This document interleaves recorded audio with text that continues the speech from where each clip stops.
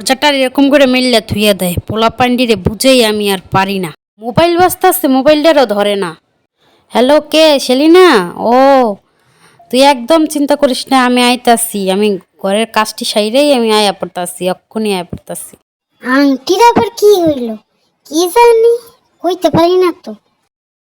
হামিদা, আমি একটু তোর আংটি বাসায় যাবো, তরকারিগুলো একটু কুইটে কেটে রেখে দিস। আচ্ছা করমনি বিকালে। মা, তুমি ভাত কি বিকেলে খাইবা?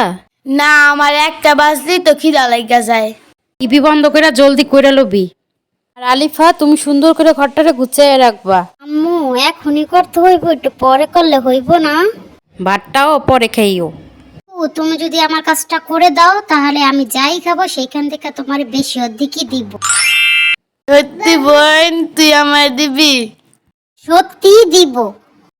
হ্যালো আপা, আপনারা লাগবো না, আমি আইতাছি। হ্যাঁ, কি কইলি?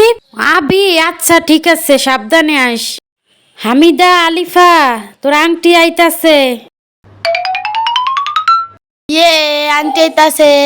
ও, আন্টি আইতাছে।